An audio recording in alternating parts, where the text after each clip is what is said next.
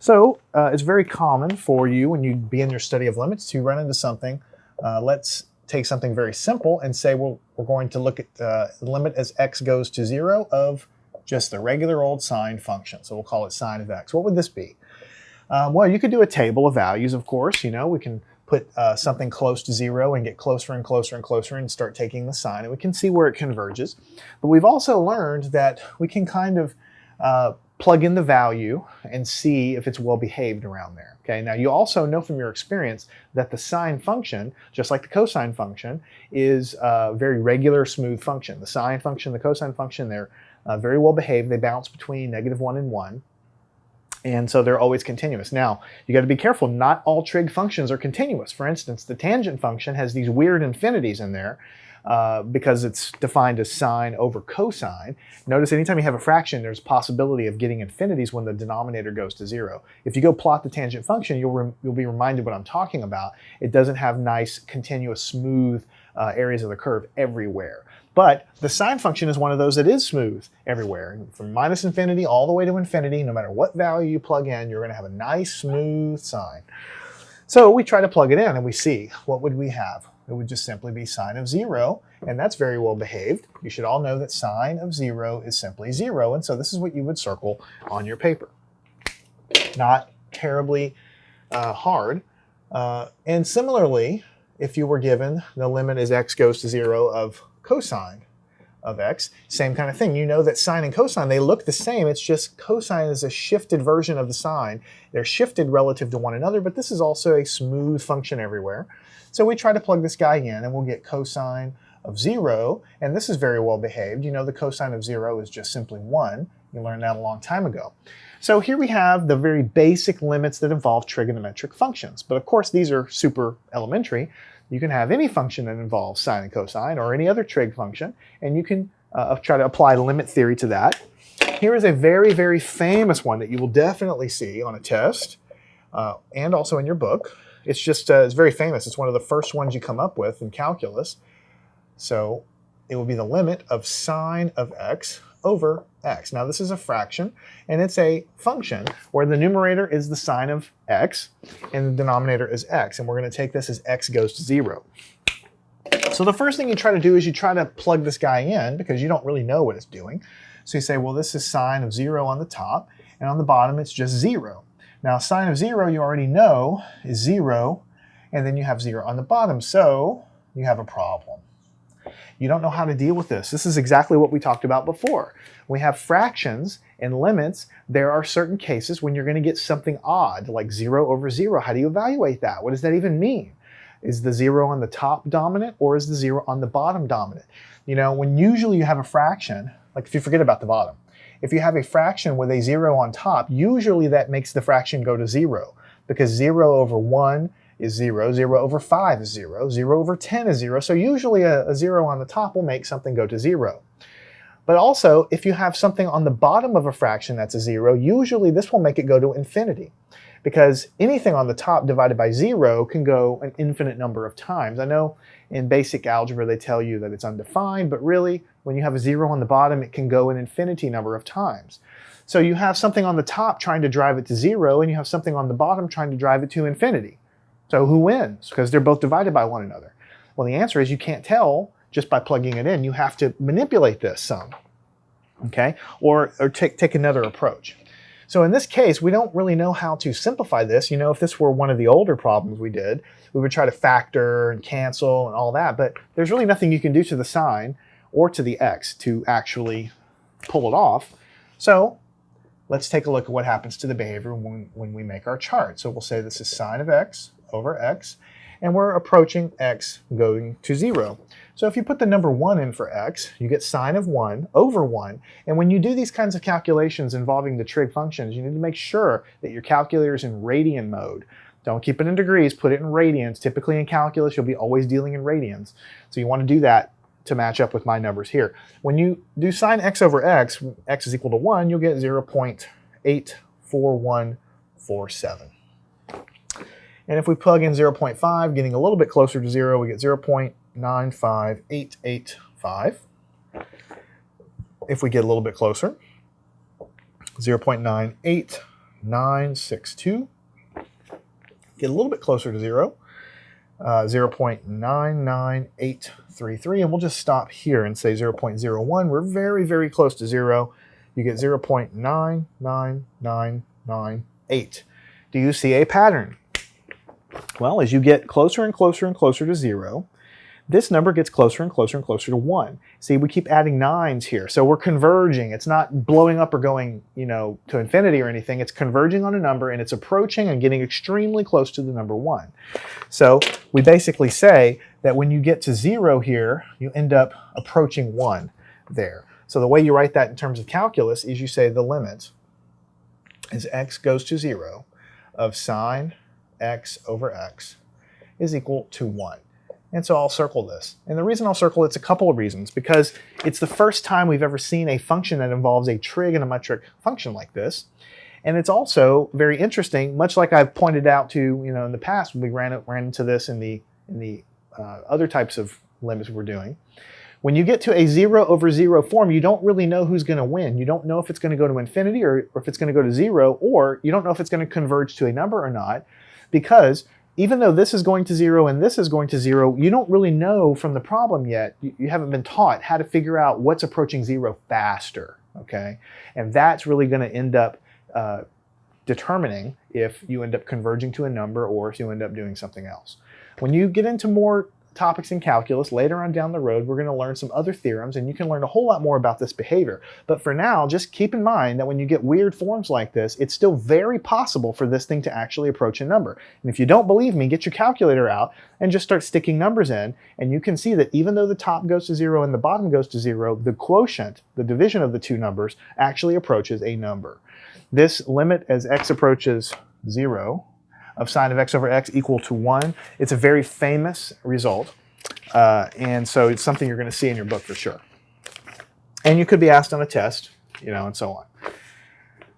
What if you have the limit as x goes to 0 of the following function, 3 times cosine squared x plus sine squared x? All right, what do you think you're going to do here?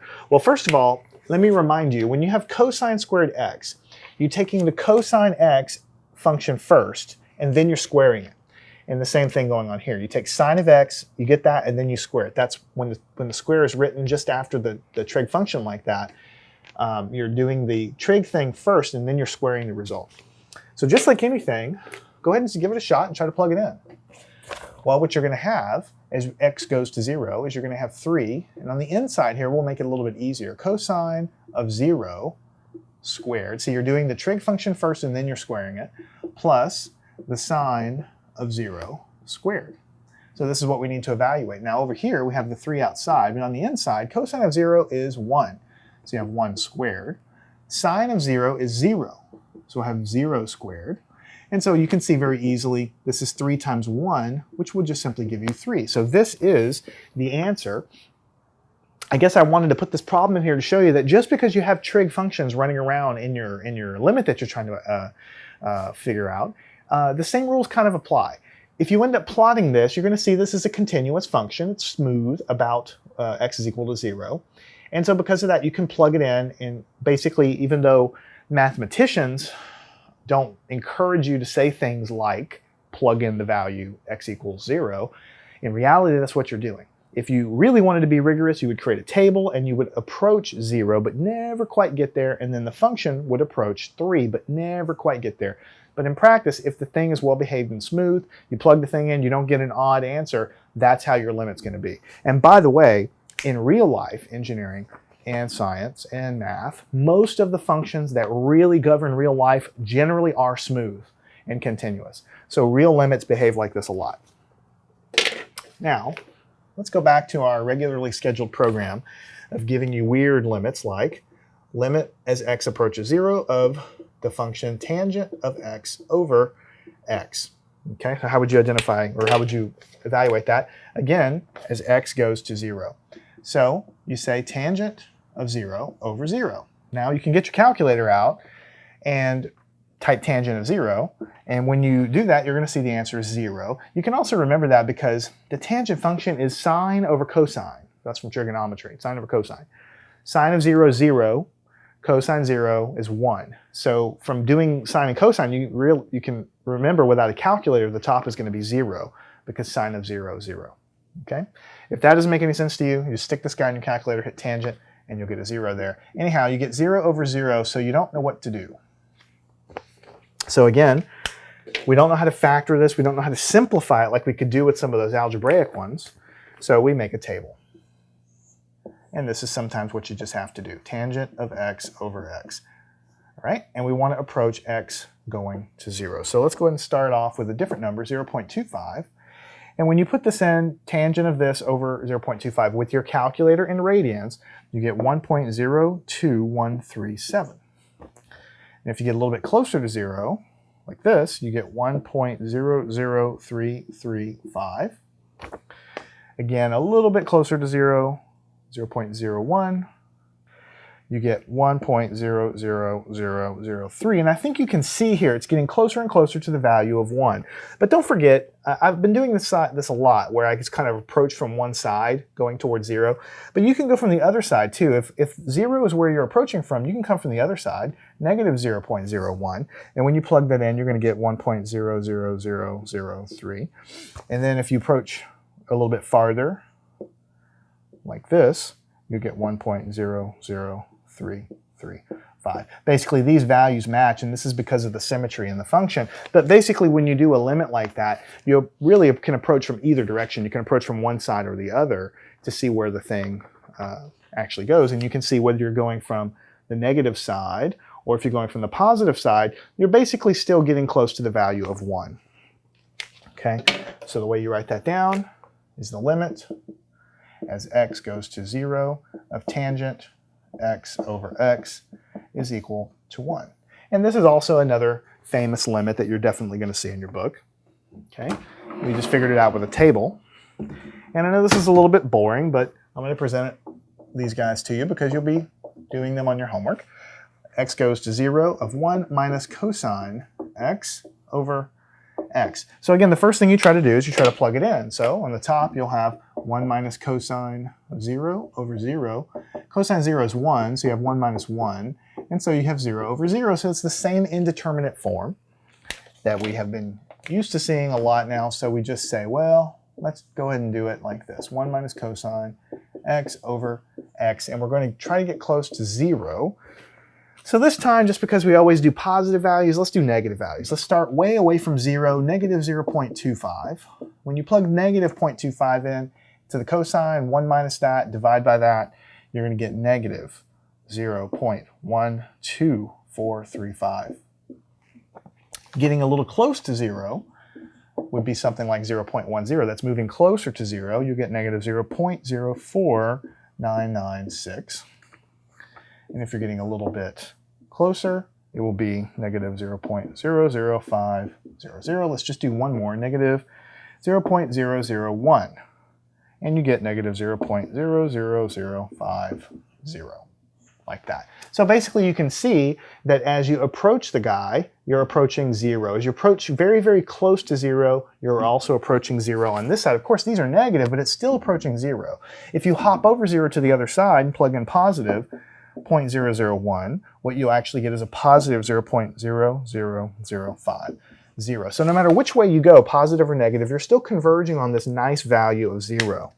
Your limit is approaching 0. It's getting smaller and smaller.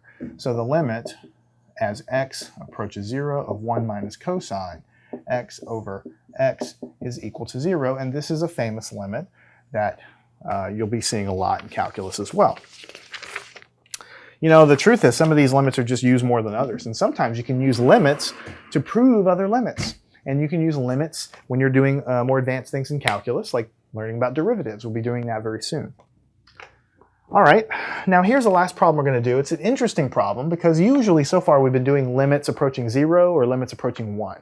But really the concept is the same no matter what you're approaching. You evaluate it exactly the same. So what if you had the limit as x approaches the number pi? You can have a limit approach pi. It's fine. It's just another number. And what if you had sine of 2x on top, and on the bottom you had sine of x cosine of x, just like that. So that's kind of an ugly function. But let's see what happens. let's plug it in. So the first thing you do is we plug it in, sine of, and this will end up being 2 pi, and on the bottom it'll be sine of pi cosine pi, right?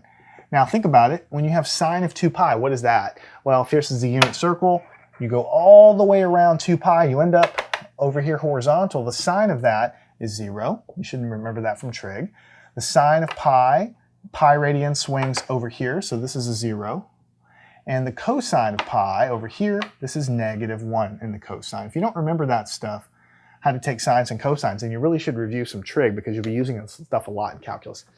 Anyhow, on the bottom, 0 times anything is 0. So what you end up with is 0 over 0, and we're so tired of seeing this thing. But the reason I'm doing this problem is because it's really interesting what happens when you look at the table.